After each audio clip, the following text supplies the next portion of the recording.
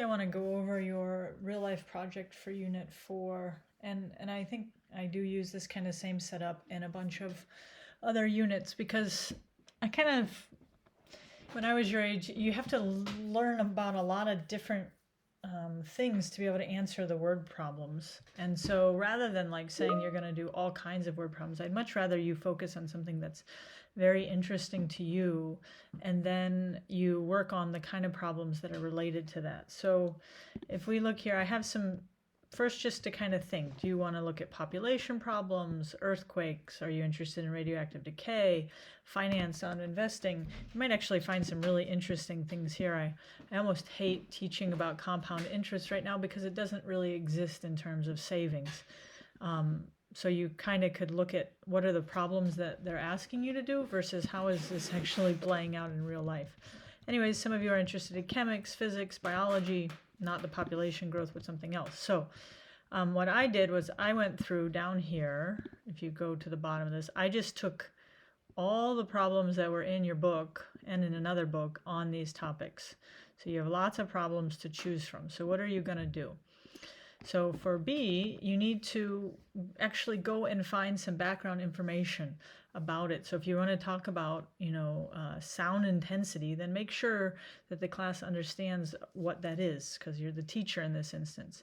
Then you need to pick 2 or 3 questions from below, and we'll go through. This project is divided up into steps. So you're going to send me these questions solved so I can make sure you're doing them correctly before you go and make a video.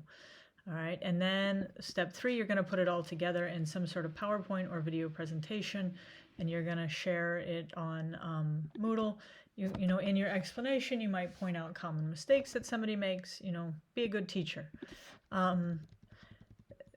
The A-level part of this is that one of the questions you needs to include a regression model.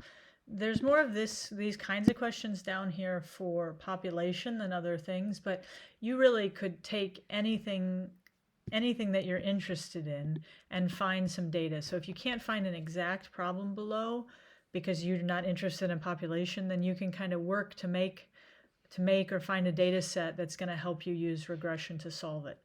And then the other thing is, as you're solving your other word problems up here, there's a lot in the rubric about domain and range. So you really want to say,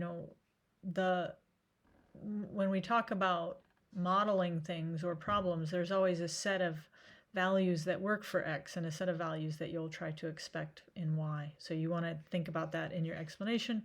And the last part is for the A-level part, is you're going to create your own 2 questions, and then you're going to kind of answer people if they get stuck in answering those.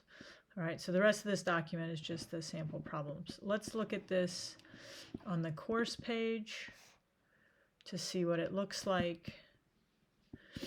Just briefly here.